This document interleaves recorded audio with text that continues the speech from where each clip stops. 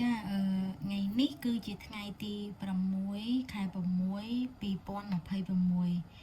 ថ្ងៃហ្នឹងថ្ងៃពិសេសអញ្ចឹងខ្ញុំក៏មានសារពិសេសសម្រាប់អ្នកទាំងអស់គ្នាដែរសិលកាតនេះទី1គឺ Majestic បន្ទាប់មក The Hero Pen ហើយនឹង Seven of Cup ចង់និយាយថាប្រសិនជាកន្លងមកអ្នកទាំងអស់គ្នាហាក់ដូចជាគិតអីដូចថារឿងសមាសម័យច្រើនរៀងរវើរវាយដល់រហូតដល់ពេលខ្លះគឺយើងរៀបចំផែនការអីមួយវាអត់ច្បាស់លាស់អញ្ចឹងអ្នកទាំងអស់គ្នានឹងបដូរមកជាគំនិតមួយដែលគិតអីច្បាស់លាស់ពាក់ព័ន្ធជាមួយនឹងឯកសារនេះណា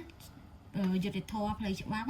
ពាក់ព័ន្ធនឹងឯកសារឬរចនាសម្ព័ន្ធការងារវានឹងផ្ដល់នៅភាពយុត្តិធម៌ដល់អ្នកទាំងអស់គ្នាវានឹងឲ្យជាផ្លែផ្កាមួយដែលល្អអញ្ចឹងហើយក៏អ្នកទាំងអស់គ្នានឹងមានការជួយជ្រោមជ្រែងឬក៏អាចនឹងមានការវិភាសាជាមួយខាងផ្នែកផ្លូវច្បាប់ឬក៏អ្នកចាស់ទុំណាម្នាក់ដែលគាត់មានបទពិសោធន៍ខាងតំណែងខាងការងារអីហ្នឹងគឺគាត់អាចជួយជាយោបល់បានអញ្ចឹងហើយអ្នកទាំងអស់គ្នាចាប់ផ្ដើមឈប់គិតច្រើនពីព្រោះរងថ្ងៃអ្នកទាំងអស់គ្នាគឺមានជំរឿសច្រើនពេករហូតដល់ពេលខ្លះគឺធ្វើឲ្យយើងបាត់នៅអាភាពម៉ត់ចត់របស់ខ្លួនឯងអញ្ចឹងឥឡូវជាពេលវេលាដែលអ្នកទាំងអស់គ្នាគឺលែងគិតច្រើនអញ្ចឹងទៀតហើយគឺថាចាប់យកអីយកនឹងច្បាស់លាស់ហ្មងហើយឲ្យតែគិតមើលតាក់ព័ន្ធជាមួយនឹងរចនាសម្ព័ន្ធការងារហ្នឹងខ្ញុំនិយាយម្ដងទៀតជាមួយនឹងផ្នែកផ្លូវច្បាប់គឺនឹងទទួលបាននៅភាពយុត្តិធម៌នឹងទទួលបាននៅផ្លែផ្កាល្អពីព្រោះថាកន្លងមកអ្នកទាំងអស់គ្នាគឺអាចនឹងមានអារម្មណ៍ថាខ្លួនឯងកំពុងតែនួយណាយធុញទ្រាន់ឬក៏ដូចជាមានអារម្មណ៍មិនទាន់ពេញលេញឬអត់ពេញចិត្តនៅអ្វីដែលខ្លួនឯងមានណារហូតដល់ពេលខ្លះគឺការប៉ັດទៅគឺមានមនុស្សនៅជុំវិញខ្លួនដែលគេមានអីដែលចង់ហុចឲ្យជាឱកាសល្អមកដែរតាប៉ុន្តែយើងហាក់បីដូចជាមើលអត់ឃើញនេះកន្លែងនេះបើយើងនិយាយពីជីវិតគូវិញបានន័យថាអ្នកខ្លះគឺគាត់មានចិត្តគិតទៅណេះទៅណោះច្រើនពេលចឹងទៅគាត់អត់ដឹងថាក៏ពិតមានអ្នកនៅក្បែរខ្លួនគាត់ចង់ហុចនេះពេញនេះគេរហុចឲ្យតែភ្នែកគាត់ស្លើទៅមើលណាអត់ព្រមមើលអាពេញនៅចិត្តដៃបានន័យថាមានគេចង់ហុចមនោសញ្ចេតនាមួយឲ្យគេចង់ផ្ដល់ឲ្យជាអារម្មណ៍មនោសញ្ចេតនាល្អមួយឲ្យយើងដែរតែដោយសារតែយើងគឺមើលអត់ឃើញយើងមើលអត់ឃើញពីគេតែពេលអញ្ចឹងទៅវាដូចថាអាកាសនឹងវាខកខានណាតែសូមឲ្យអ្នកទាំងអស់គ្នាបើកភ្នែកមើលឬក៏បើកចិត្តមើលអារម្មណ៍មនុស្សជុំវិញខ្លួនផងព្រោះនៅក្បែរខ្លួននឹងឯងដែលគេចង់ហុចមនោសញ្ចេតនាមួយដល់ល្អឲ្យយើងមានការធូអបខាប់មកមានការធូអបខាប់ហើយនឹងមានការ King of Cup ទៀតគឺថាភាពប្រកម្មប្រកោសទាំងអស់គឺត្រូវបានរលាយបាត់បង់ហើយនាំមកនៅការយល់ចិត្តមួយនេះអ្នកទាំងអស់គ្នានឹងបានជួបគូដែលយល់ចិត្តបើសិនជាពីមុនមកធ្លាប់តែជួបរឿងរកម្មរកោសអីផ្សេងអ្វីដែលខ្ញុំនិយាយពីដំបូងពាក់ព័ន្ធនឹងការងារប៉ុន្តែឥឡូវចូលមកដល់រឿងគ្រួសារវិញបើនិយាយរឿងគ្រួសាររឿងតំណែង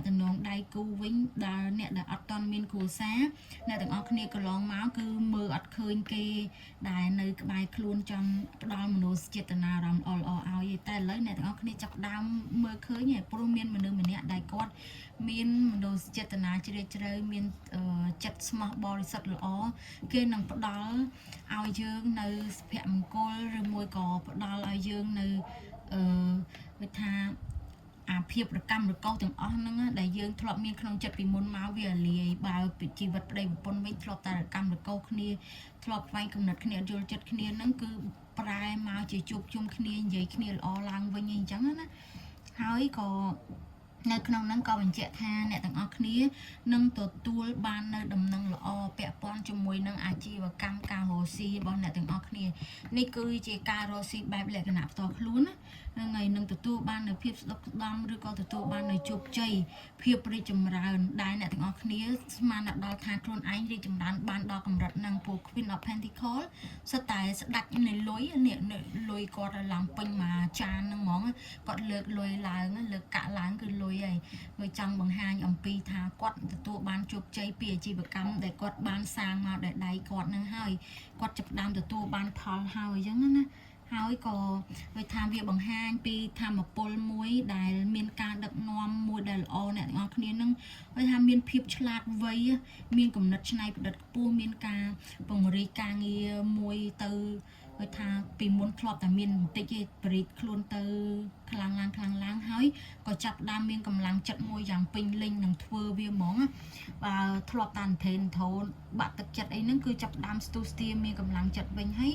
ក៏មានអារម្មណ៍ចង់ចាក់ចេញពីរឿងអាក្រក់ទាំងអស់ទៅបើសិនជាអ្នកទាំងអស់គ្នាមានកម្រងចង់ផ្លាស់ទីកន្លែងរស់នៅឬក៏ចង់ពង្រីកខ្លួននៅលើអាជីវកម្មទៅរកគោលដៅថ្មីបន្ថែមទៀតពីលើចង់ចេញទៅក្រៅប្រទេសអីហ្នឹងគឺបានសម្រេចទាំងអស់នេះគឺធ្វើបានទាំងអស់ហើយបើនិយាយពីរឿងដៃគូស្នេហាវិញអ្នកទាំងអស់គ្នានឹងបានចាក់ចេញពីរឿងអាក្រក់ទាំងអស់ហើយចាប់ដើមឈានមកជំហានទៀតទៅរករឿងល្អឡើងវិញអញ្ចឹងនៅក្នុងសារថ្ងៃនេះគឺសម្រាប់ថ្ងៃពិសេសថ្ងៃ6ខែ6 2026នេះគឺថាមានរឿងល្អជាច្រើនដល់អ្នកទាំងអស់គ្នាតែរឿងសំខាន់មួយអ្នកទាំងអស់គ្នាត្រូវមានការទុកចិត្តលើខ្លួនឯងឲ្យបានខ្ពស់ជាងនឹងពិភពនៅក្នុងនេះគឺគេចង់និយាយថាកន្លងមកអ្នកទាំងអស់គ្នាដូចជាអត់ទាន់មានភាពច្បាស់លាស់ខ្លួនឯងឥឡូវចាប់ដើមមានសន្ទុះនៃការទុកចិត្តខ្លួនឯងឡើងមកវិញហើយឈប់សោកស្ដាយនៅរឿងចាស់ដែលកន្លងផុតទៅពីព្រោះអ្នកទាំងអស់គ្នានៅមានឱកាសល្អច្រើនទៀតនៅក្នុងដៃ Five of Cup ហ្នឹងគឺអ្នកទាំងអស់គ្នានៅគិតតែរឿងចាស់នឹងច្រើនមែនតើអញ្ចឹងអតីតកាលណាដែលមិនល្អបោះចោលទៅយើងចាប់ដើមថ្មីអ្វីដែលមាននៅក្នុងដៃវាជាភាពជាក់ស្ដែងរបស់យើងចាប់ដើមធ្វើវាឡើងវិញពីព្រោះពេលខ្លះគឺយើងចេះតែគិតថាចង់តែទៅចាប់ដើមថ្មីអត់ចង់ពេលខ្លះក៏យើងមានអារម្មណ៍ចឹងដែរចង់ចាប់ដើមថ្មីចង់បំភ្លេចរឿងអតីតកាលដែរអញ្ចឹងយើងត្រូវធ្វើឲ្យបានព្រោះអ្នកទាំងអស់គ្នានឹងចាប់ផ្ដើមនៅជីវិតថ្មីដែលស្រស់បំព្រងមាននៅភាពពេញលេញមួយដែលមានស្នាមញញឹមមាននៅក្តីសង្ឃឹមអីចឹងណាចាប់ដើមរះឡើងវិញហើយបើសិនជាពាក់ព័ន្ធនឹងរឿងលុយកាក់វិញអ្នកទាំងអស់គ្នាកុំអស់សង្ឃឹមព្រោះអ្នកទាំងអស់គ្នានឹងចាប់ដើមមានលុយមានកាក់កាន់នៅដៃ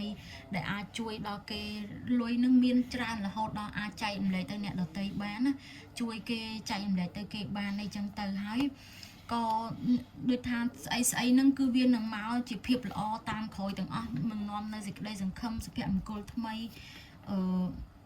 មានគេចង់ឲ្យនៅភាពអែមល្ហែមអីមកយើងនេះខ្ញុំនិយាយនេះគឺទូទៅតាក់ទងនឹងរឿង